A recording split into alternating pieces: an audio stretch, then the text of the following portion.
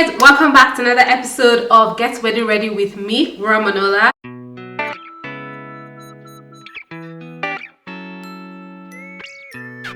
So today I decided to talk to you guys about my wedding planning mistakes. Honey, I made some mistakes in this wedding planning process. As you guys know, I'm a wedding planner, so I planned my wedding myself. I'm going to give you a couple of mistakes, hiccups, and things that went wrong during my wedding planning process, and hopefully someone out there can learn from this and avoid these mistakes. The first mistake I made during my wedding planning process was stressing.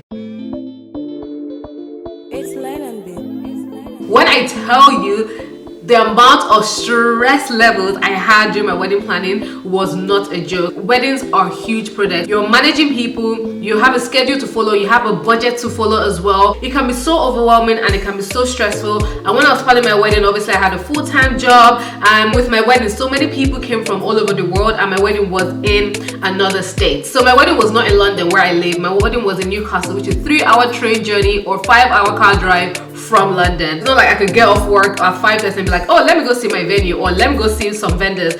Some of my vendors came from London, some came from Bradford. So yes, I got things from all over the place. So I was extremely stressed during my wedding planning process. And if I could go back in time, I would tell myself not to stress that much. Like, Wura, it's not that deep. Like, it's not the end of the world. And I think perspective is a beautiful thing. To know the bigger picture and what's important, the less you stress. So for anyone out there who's planning your wedding, who's stressed, who's overwhelmed, I'm just here to tell you that put things into perspective. What's really important, your marriage is important. The life you have to plan ahead of you is very important. So yeah, girl, stress less. Okay, so moving on to the next one. So the next mistake I made during my wedding planning process, I feel was a voluntary mistake. I went wedding dress shopping late. If I could go back, I literally slap myself and tell myself to start going wedding dress shopping earlier. Basically, I was eating right, dieting and working out, and I wanted to get to a particular weight and size that I was happy with before I wanted to go wedding dress shopping. Guys, don't do that. I got to my goal size and then I started going wedding dress shopping, and that was 6 months to my wedding. And by that time, some boutique stores were like, oh, it's already too late, no one's gonna be able to make a dress in time for you, you might need to buy your dress. And that put a lot of fear in me. And guys, when I tell you, the first day that I proper went wedding dress shopping, I bought a dress and I only visited 2 boutiques. I would not advise anyone to do that. My advice for anyone who is going wedding dress shopping, I have a video coming up on tips for wedding dress shopping. Literally go to as many boutiques as you can. People usually say go to about 4 to 5, don't so that you don't overwhelm yourself. Try on as many dresses. In some stores they let you take pictures, go home, chill, look through the pictures, and there will be one dress, I'm telling you, that will keep calling to you. That's the dress you should get. The next mistake I made going through my wedding planning process is I neglected my bridal look. So going through my wedding planning process, I put a lot of effort and emphasis on my reception. So I made sure my reception was beautiful, the DJ, the food, and everything was amazing, because I wanted my guests to come and have an amazing time. I neglected my bridal look because I was so overwhelmed, with wedding planning. I literally reached I cannot come and die mode. Like, that's literally the mode you get when you're going through wedding planning. And if you're not Nigerian, I cannot come and die just means I've done all that I can and I leave the rest to God, or I can't be bothered, or if you're British, I can't be asked. And because of that, my tiara was £10. I got it from a Chinese store. My bracelets and all my jewelry, I got them from eBay for like less than £20. So I kind of didn't really pay much attention to my look, and I feel like I should have. When I look back at my pictures, obviously I had an amazing photographer, Adebayo Daryl, who made me look stunning regardless. But looking back at my pictures, I just feel a bit of a should have made a little bit more effort. But all in all, I still look great, I still look beautiful. But yeah, I would have wanted to slay. But that's why I'm here, to help you guys slay. Even when you come to I cannot come and die mode, try to keep moving on, try to keep pushing. The next mistake or error I made through my wedding planning process was I didn't go for a hair and makeup trial. If you're out there watching this video and you haven't had your wedding yet, please, I beg you, go for a hair and makeup trial. You want to know exactly how you're going to look like on your wedding day, because let me tell you, on your wedding day, there's not going to be time to say, oh, I don't like this makeup look, can we change it? I don't like this, can we change it? I don't like this hair. Like, you're on a tight schedule, so you don't have time for like error and trial. So I didn't go for a hair and makeup trial because in England normally you get charged for it. So it's like, I've already paid my hair and makeup artist, I'm not getting charged for trial. And I was like, so what if I did another trial? Do I pay again? And for me, I put all my faith in, you know, my vendors, and this has nothing to do with my vendors, this is just me. I should have gone to a hair and makeup trial. So on the day, I didn't 100% like my look. It didn't come together as I thought, and there wasn't enough time to say, oh, can you change this, can you do this, because I didn't even want to stress myself. Like, I did not want to get stressed. So yeah, I just, you know, just went with the flow. But I would say my reception made up for it, because I had a red wig and I had, you know, glitters in my eyes and everything, and I was popping. So I would say yes, my reception look did make up. Actually, in a nutshell, I would say that I didn't really like my first look, and my reception look, I feel, made up for it. So the next mistake that I made during my wedding planning process, and this was one of the things that caught me off guard, I could easily have not had a wedding stage. So when you go for events and when you go for weddings, you know, like the stage, the wedding stage or wedding speakers are always on a high platform, right? Ordered my beautiful stage. I already, you know, went to the warehouse, saw how it looked like and how it was going to come together. So the night before my wedding, I was at my church rehearsal. We're doing a rehearsal on how we're all going to walk in, and I got a call from my vendor just telling me what time he's arriving and everything. And then he asked me, oh, do you have a wedding stage? Like, I literally was looking at the phone like, this guy is trying to like trick me, right? And I was like, what do you mean? He's like, the platform on this that we use to raise the stage, like to put the stuff on the stage, do you have that? And I'm like, that comes with you. And it's like, no, I bring everything but that platform. And in my mind, I'm thinking, you know, this is something you should have told me, you know, way back when I paid. Why is it just now I'm finding out about this? So it was me literally hours before my wedding scratching around trying to understand how many blocks I need. Now that I plan events for a living, I understand all this, but back then I was like, how many blocks do I need? So I literally just called my vendor, called my hotel. I was like, look, I'm getting married the next day, I really don't have time for this. Can you sort this out and make sure I have a stage? I've paid you money, so fix it. So they gave me a call back and said, okay, they can provide the stage, but it's going to cost XYZ. And I was like, fine, that's fine. And again, this is another thing with wedding planning. Money is just going to be flying. Like, as my sister-in-law said, wedding is like a bottomless pit. When you think you've stopped, it's not the end. Like, even till after my wedding, money was still disappearing. Like, the next mistake I made going through my wedding planning process, or the next error, is I've gotten ready-made bridesmaid dresses. Tiny entertainment, baby. I have a video on this. I'll put a link down below on, you know, how I almost punched my wedding vendor in the face. It's literally about this wedding vendor. When it was time to get that my wedding dress, my bridesmaid dresses made, I did not know that the person who made my dress had left the company. So I literally went to the owner of the company and I put all my requests through, and she just literally screwed me over time and time again. It was such an emotional process, and looking back, I would have got ready-made dresses. ASOS now make really nice bridesmaid dresses. Quiz have nice bridesmaid dresses, you know, Coast. There's so many high street stores, there's so many online stores that do bridesmaid dresses.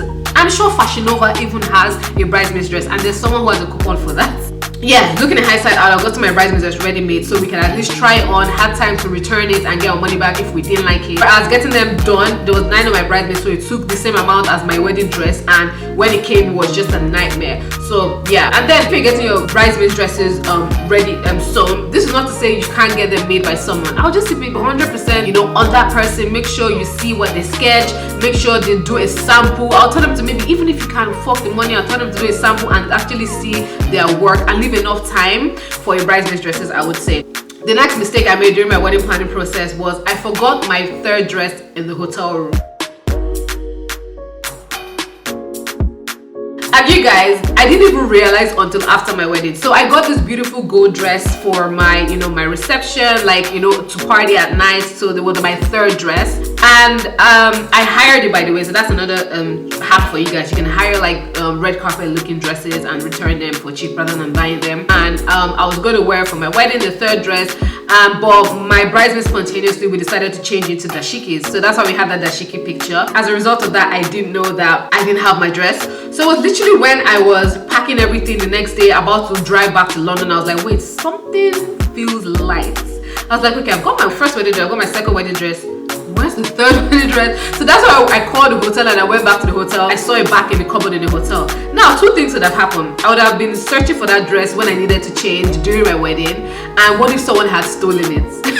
So you guys, make sure you have a checklist and make sure that if you're not coming back to that hotel room, because we stayed in another hotel on the night of our wedding, if you're not coming back to that hotel room, make sure you check the cupboard, you check everywhere, and make sure you tick everything. Alright, so guys, the next mistake that I made during my wedding planning process, guys, I just realized I've been filming this video without my wedding ring. So the next mistake I made during my wedding planning process was not investing in a very good videographer. So for me, the way I looked at it, I was like, my photography has to be on point, because you keep sharing those pictures, you make albums, whenever people come to your house, they flick through the album, you know, you frame it on your wall and everything, and you keep them for ages. But your wedding videos, like, you know, you just don't really watch your wedding video that often. So I was like, let me invest in my photography and my videography. I'll get someone, but it doesn't have to be as expensive. So there's someone that my friend knew, a videographer that my friend knew, that used to help her with her videos and stuff, and I was like, okay, let me see if I can use this person. Already I knew the person was super unreliable. She used to complain so much about him, but I was like, but she said, you know what, his work is good. So I went to his YouTube channel and I saw this amazing video, beautiful cinematography, and I was like, okay, this person is actually good, not knowing that the video I saw was not his work. So that's one thing I'm going to tell you guys. If you're booking a vendor, make sure you ask the question, am I getting you, or am I getting someone from your brand? Because for example, if you book me, you get me, you know, even if I have, you know, some interns and people who work for me.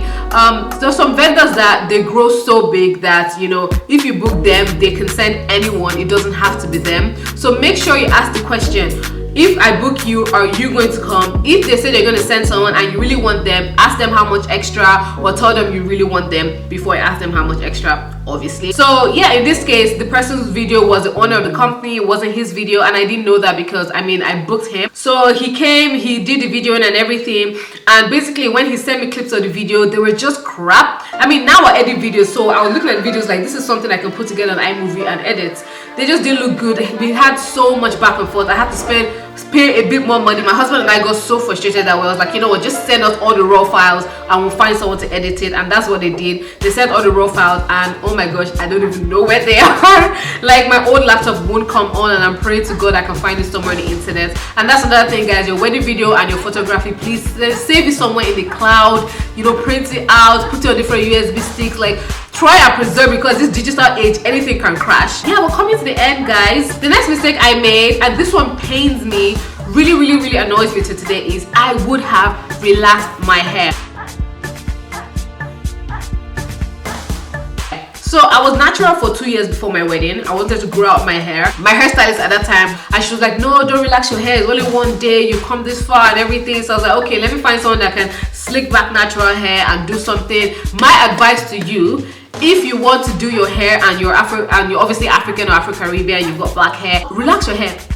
Relax your hair if you're thinking about whether to relax your hair for your wedding or not. If you're gonna leave your hair out and you want to slick it back, relax your hair. Today I regret it, because after my wedding 2 years, I relaxed my hair, like literally I think that same year. So yeah, I just look at myself like, Wura, really? Alright, so the next mistake I made during my wedding planning process is a bit TMI, but I would have worn a bra. Because my wedding dress, when I wore it, is a mermaid dress, so it was really tight and fitted. So I was like, okay, puppies are sitting and everything. But after my wedding, there's this picture that was on Bella Nigeria where, like, you know, my boobs were out. I'm like this. So when I looked at that picture, I was like, oh, was my boobs really out? And for me, throughout the whole day, was like adjusting and making sure, you know, when you wear strapless things and you're just trying to make sure. So yeah, I would have found a way to get a kind of garment that allows me to, you know, sock everything. Yeah, an advice I'll give you guys is, when you buy your dress, please by all means jump in your dress, take long strides in your dress, sit down in your dress, because let me tell you, standing up in a dress shop and, you know, everyone saying it looks good is different from your wedding day, when you're walking around, you're dancing, you're sitting down, you're going low. Make sure you can move in your dress. I would say don't buy a dress, because my dress I couldn't sit down, and obviously I didn't try to sit down in the bridal boutique, so I have to literally sit down like this, like sloop down. Alright guys, so the next mistake I made during my wedding planning process was I would have gotten slippers or bridal sneakers to be able to move and dance with. So towards the end of the day, I removed my shoes and I was just dancing barefoot and walking around barefoot. And if obviously there was glass on the floor, which some people broke glasses on the dance floor, that could have been really, you know, disastrous for me. Also, this picture you can see on the screen, I was in this beautiful park and there could have been different things, thorns and stuff on the floor. Christian Louboutins and Jimmy Choo's, guys, honestly, if you're getting these designers, just be ready because they're so painful.